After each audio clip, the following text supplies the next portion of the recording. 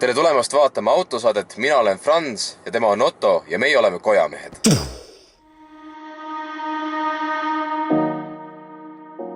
Toome teile sellise väikse võrdluse. Kui Tesla on Ott Lepland, siis see auto siin oleks Udo Sepp. Et teada seda miks, vaadake videot.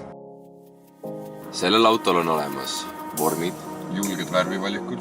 pilku püüdev välimus. Ja see heli, mida ta toodab, on vaikne.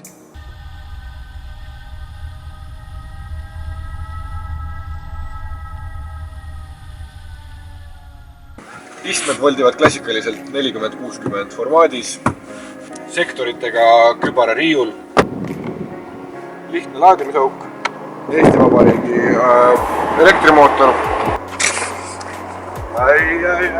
Ja nüüd meie klassikaline rubriik, kui naine viskab kodust välja, ehk siis kas autos saab magada.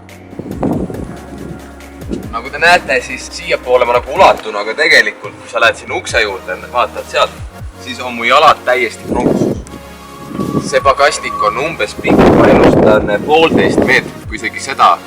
Nii, see saab siis punktide skaalal 0-100 35, sellepärast, et siin tõesti pikutada ei saa. Esimesed 2 istet on reguleeritavad vähemalt 6 erineval viisil ette, taha, üles, alla ja üles, alla. Esiistme istumisruum. Mahub umbes 1 Harry Potteri raamat. Tagaistme istumisruum. Ei mahu isegi õhtuleht vahele. Ja hetkel see jalaruumi puudulikkus on tingitud minu enda pikkusest, kuna see esiistme tool on minu pikkuse järgi sisse. Niimoodi, et korvpallimeeskonnale seda ei soovitaks. 3 keskmist kasvu naisterahvast mahutab ilusti ära. Peatugi ilmselgelt liiga all. Ruumikuse mõttes annaksin 100 palju süsteemis 67.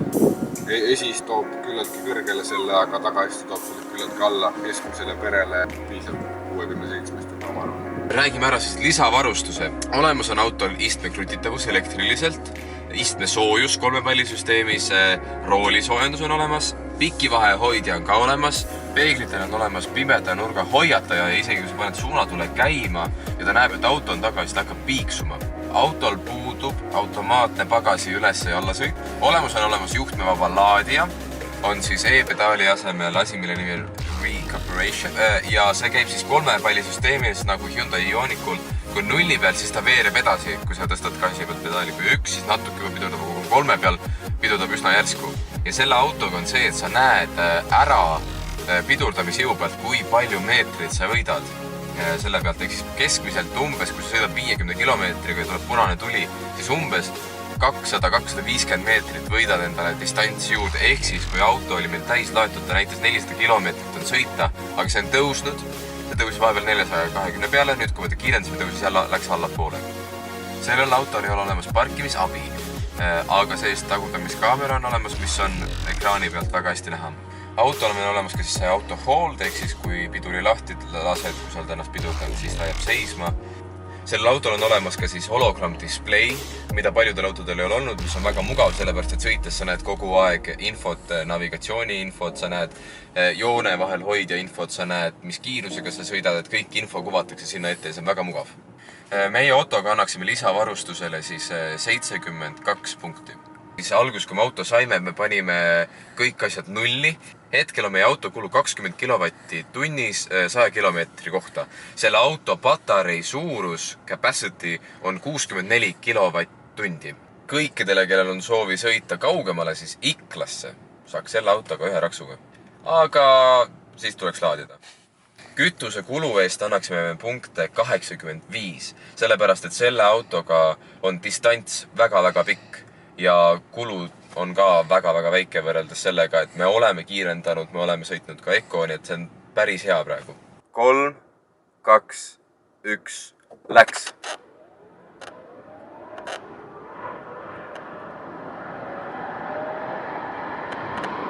Olemas! Kiirenduses saab auto meie poolt siis 50 punkti. Kiirelt räägin ära ka loogika. Kõige kiirem kiirendus 0-100 2,5. Ja meie matemaatiline käik käib siis niimoodi, et meil on 100 punkti. 100 punkti miinus sekundid ehk siis 7,5 ehk siis 75. 100 miinus 75 on 25 ja sellele lisame juurde aja, mis on kõige kiirem, ehk siis 2,5 sekundit, ehk 25 punkti, ehk kokku saab see auto meilt 50 punkti. Üleüldiselt see auto on väga hea, sest et sellega saab sõita kaugele ja kaua.